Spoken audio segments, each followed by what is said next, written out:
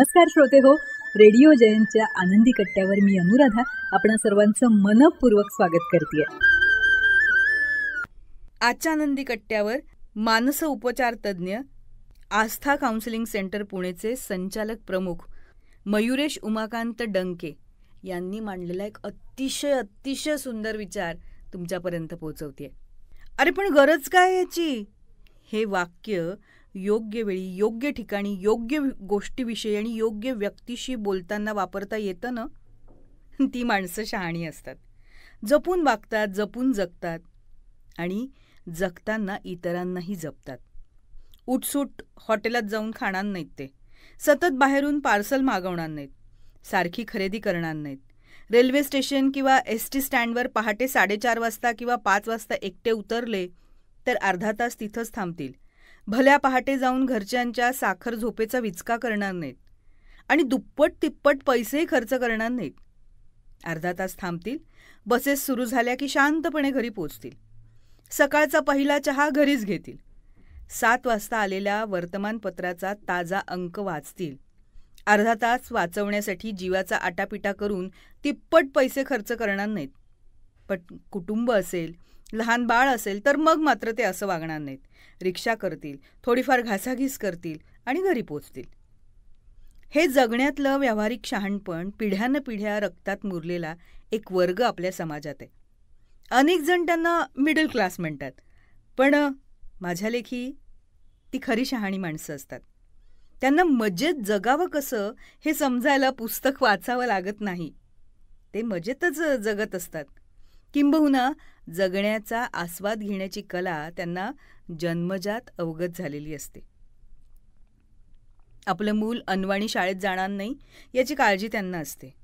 ती काळजी Woodland, Crocs की ली कूपर, बाटा यांनी शांत करण्याचा उद्योग ते करत बसत नाहीत. लखानी, पॅरेगॉन आनंदानं निवडतात, आनंदानं वापरतात, गरजा पूर्ण करतात आणि मस्त राहतात. स्वतःची वाहनं ते स्वतः धुतात, पुसतात, सायकलला स्वतःच ऑइलिंग करतात, घरातल्या पंपानं सायकलच्या टायरमध्ये हवा भरतात, सुटी फुलं आणतात, देवाच्या पूजेचे हार स्वतः तयार करतात, बुटांना पॉलिश स्वतःच करतात. ते रोज जमणार नसेल तर आल्यावर बूट काढले की ते स्वच्छ पुसून ठेवून देतात. हे काटकसरीचं जगणं नसतं, हे योग्य जगणं असतं. ज्या खोलीत कुणी नसेल तिथले लाईट्स आणि पंखे बंद ठेवतात. गरज नसताना घरभर दिवे आणि पंखे विनाकारण चालू ठेवण्याचा शौक त्यांना नसतो. रात्री खिडक्या उघड्या ठेवून झोपतात. एसीची गरज त्यांना पडत नाही. गरज नसताना बाय वन गेट वन फ्रीच्या 100 जाहिराती पाहिल्या ना तरी त्यांना काहीही फरक पडत नाही. घरी कुणी आलं की पोह्याचा चिवडा, भडंग, खोबऱ्याची वडी, शेंगदाण्याच्या रव्या बेसनाचा लाडू अगदी मनापासून देतात. आणि नंतर आलं घातलेला कपभर चहा, आल्या गेल्याचा पै पाहुण्यांचा पाहुणचार मस्त करतात. रिटर्न गिफ्ट म्हणून उगाचच महागड्या गोष्टी देऊन इम्प्रेशन मारायला जात नाहीत. सणावाराला घरी गोड पदार्थ तर होणारच. मग घरच्या तुपातला शिरा, खीर, चक्का आणून केलेलं श्रीखंड, अनेकदा चक्कासुद्धा घरीच करतात. हे पदार्थ अगदी पेटंट असतात. अचानक गोड खाण्याची हुक्की आलीच तर केळ्याचं शिकरण अगदी 2 मिनिटात तयार. घरात कुणीच नसेल, एकटाच मुलगा किंवा पुरुष जरी असेल तरी स्वतःच्या वेळेपुरती मुगाची खिचडी त्याला करून खाता येते. दुपारच्या उरलेल्या पोळ्यांची वरणफळं त्याला बरोबर जमतात. कालचा उरलेला भात फोडणी देऊन सकाळी खाता येतो किंवा वेळप्रसंगी दही पोहे करूनही उदरभरणाची सोय करता येते. त्यासाठी अगदी हॉटेलची पायरी चढण्याची गरज पडत नाही. या जगण्याला लो प्रोफाईल, मिडल क्लास किंवा चिक्कूपणा म्हणणारी माणसं असतात. पण हे परफेक्ट आत्मनिर्भर जगणं आहे. आता या क्लासमधले पुरुष दळणं आणतात, वाण सामान आणतात, भाजी आणतात, इस्त्रीचे कपडे लॉन्ड्रीत नेऊन देतात, घेऊनही येतात, रद्दीवाल्याकडे स्वतः रद्दी घेऊन जातात. स्वतःचं पान घेणं, जेवण झाल्यानंतर स्वतःचं ताट स्वतः घासणं, फरशी पुसणं यात त्यांना काही गैर वाटत नाही. पहिल्या पगारात घेतलेलं घड्याळ अगदी रिटायर होईपर्यंत सुद्धा वापरतात. 5-7 वर्ष चष्म्याची फ्रेम न बदलता नंबरनुसार फक्त काचा बदलून घेतात. त्यात त्यांना कसलाही कमीपणा वाटत नाही. मुलाचा पहिला वाढदिवस, 5वा वाढदिवस खाजगी हॉल किंवा पार्टी हॉल घेऊन साजरा बिजरा करत नाहीत. असल्या कृत्रिम आनंदाची त्यांना गरज नसते. पण मुलांच्या शिक्षणाविषयी मात्र अजिबात तडजोड नसते. अगदी निगुतीनं शिकवतात मुलांना. महागड्या ब्रँडेड गोष्टी चांगल्या असतातच असं नाही, यावर त्यांचा पूर्ण विश्वास असतो. त्यामुळे चांगली शाळा ते बरोबर निवडतात. मुलांना शिक्षण देतात, मुलांना खाऊनही माजू देत नाही आणि टाकूनही माजू देत नाहीत. सापशिडीतल्या 98 आकड्यावरच्या सापाला घाबरायचं नाही हे आपल्या मुलांना शिकवायला त्यांना कुठल्याही मोटिवेशनल ट्रेनरची गरज भासत नाही. ते स्वतःच खंबीर असतात त्यासाठी. आवश्यक तेवढी यथाशक्ती बचत करून साधी सरळ भरवशाची गुंतवणूक, साधा जीवन विमा एवढ्यावर त्यांना सुरक्षित वाटतं. गडगंज श्रीमंत होण्याचा हव्यास ते धरत नाहीत. अनैतिक मार्गानं काही कमवण्याचा विचारही करत नाहीत.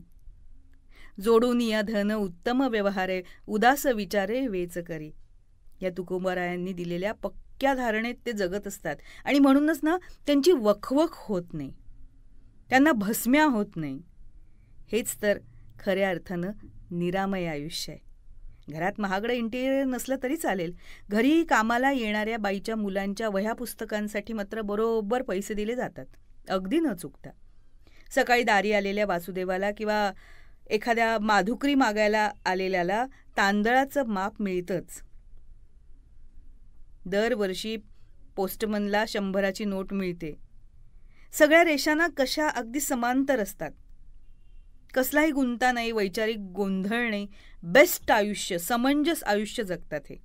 क्रेज या गोष्टीशी त्यांचा लांबून लांबूनही संबंध नसतो. कुठलाही अट्टहास नसतो. मैं जिंदगी का साथ निभाता चला गया हे म्हणणं त्यांना साधलेलं असतं. या जगण्याला काय म्हणाल? Middle class?